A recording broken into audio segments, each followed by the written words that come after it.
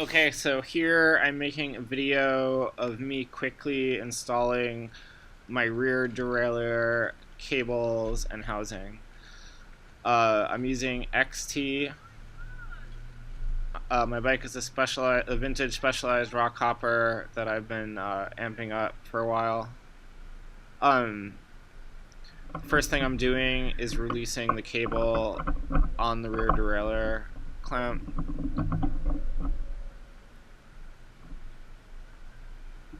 I think what I did right there was release the tension on the cable by putting it into the smallest stop. I don't really know why I did that. That was kind of redundant. Okay, so the next thing I'm gonna have to do is cut the metal cap off the end of the cable, so I could pull the cable through the housing and then through the front, through the rear shifter on the handlebar.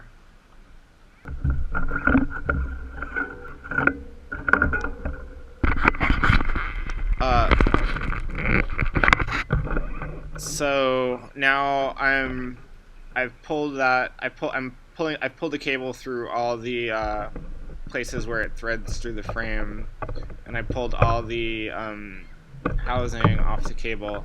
And my next step is to pull the cable through the shifter, which is complicated because each shifter has the right place that it shifts into. And XT is a little weird because it's not, usually it's on one end, it's either the highest or the lowest gear, where the metal piece at the end of the cable will sit in the shifter.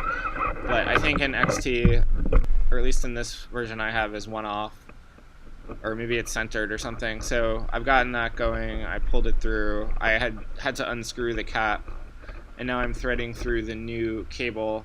And before I thread through the new cable, I just want to make sure that it is still in the right position to thread through the new cable. So I'm going to look through that hole and make sure that I could see through it, that I could see light through the other side. And then I want to make sure that the cable threads exactly through that and not through some other nook in the bike, in the shifter, because it could fuck it up when you start shifting. And it won't work. So now I got the cable pulled all the way through. I think I didn't do it here, but the standard procedure would be to click it a few shifts so it doesn't come back out. And now I'm threading on the new, the first part of the new housing. And one thing that I did forget is to grease the cable, which would subsequently grease the housing, which would prevent rust and would also allow the cables to flow more fluently through the housing. Now I'm threading the housing, and I did a very fancy threading job, which is probably not the typical way you would thread your cables on a mountain bike, but this is how I did it. But anyway, the point of the way I'm threading it is to not have any cables interfering with any other cables, with my other shifter cables or my brake cables, and also to touch my frame as little as possible, because this is an old frame and it's not like it's worth a lot of money, but I've worked really hard to fix it up and I just want to keep it really nice.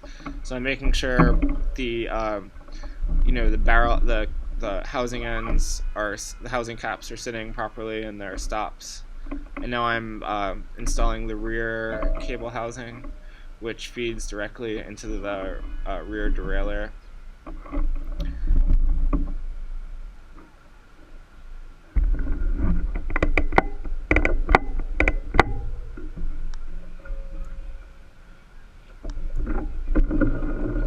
And I'm just checking out how my tension's looking on the cable.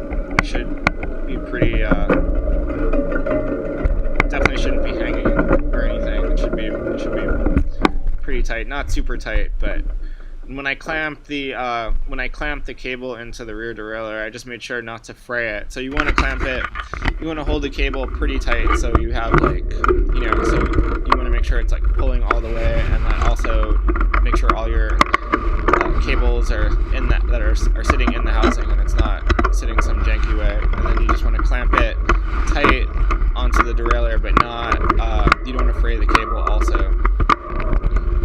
And XT is pretty good. It usually works right away. So now I'm just testing it out, and as you can see, it's just like shifting pretty flawlessly. I did the next day. I did have to do some adjustments with the little screwdriver on the derailleur. But all in all, that was nothing. XT is amazing and it works really good. So I'm just testing it out here.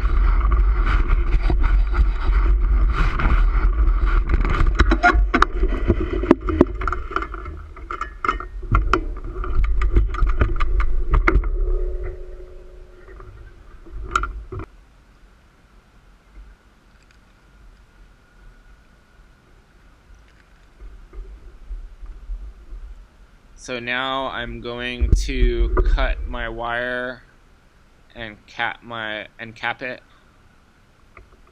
and then clean up and get out of there.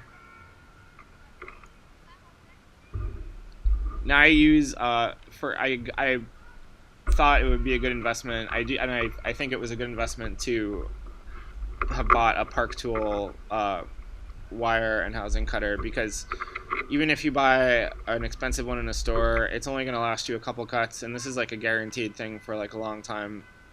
It'll save you money because you won't be fucking up your cables, you won't be fucking up your housing.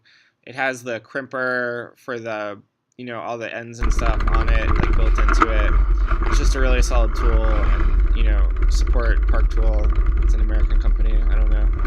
And now I'm out, and that's basically how you do it, how you install a rear derailleur cable. It seems really complicated. It kind of is, but once you understand how your bike works, which you should if you're riding a bike in the city especially, you could do your own repairs and save yourself a lot.